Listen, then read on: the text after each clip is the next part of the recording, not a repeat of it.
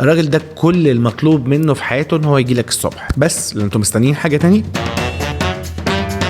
البتاعة دي على طول بقولها لأي حد في أي مانجيري ليفل بيشتغل معايا. لو أنا عينت حد موظف والراجل الموظف ده اتفقت معاه على بيزك سالري اكس وكمشن سكيم اكس واتس ايفر بنفيتس اكس او واي، الراجل ده كل المطلوب منه في حياته ان هو يجي لك الصبح بس، مش مطلوب منه حاجه في حياته تانية. مطلوب بقى من مديره ان هو يديله تاسكس، مطلوب من مديره ان هو يعمل فولو اب، مطلوب من مديره ان هو يعلمه، مطلوب من مديره ان هو يديله تريننج، مطلوب من مديره ان هو يعمل له اوبزرفيشن، مطلوب من مديره ان هو لما يغلط يصحح له، مطلوب من مديره ان هو يوافق، مطلوب من مديره كل حاجه في الدنيا. الموظف مش مطلوب منه حاجه غير ان هو يجي لك الصبح، يروح يصحى الصبح بدري، يغسل وشه ويلبس البدله بتاعته ويجي لك الشغل، هو كعمل اللي عليه. مديره بقى يخليه يطلع ويبقى برودكتيف، دي شغلانه مديره. الموظف مش المفروض ان هو يبقى برودكتيف، المدير المفروض ان هو يخلي موظفينه برودكتيف، ده هيبقى مدير شاطر وهيخلي موظفينه شاطرين. طب لو هو برودكتيف اصلا، لو هو جاي وهو شاطر اصلا، هو هيبقى مترقى، هيبقى مدير. لو هو جاي وعارف يشغل نفسه، ده هيبقى مدير. لو جه وما عرفش يشغل نفسه، فده طبيعي، موظف طبيعي عادي جدا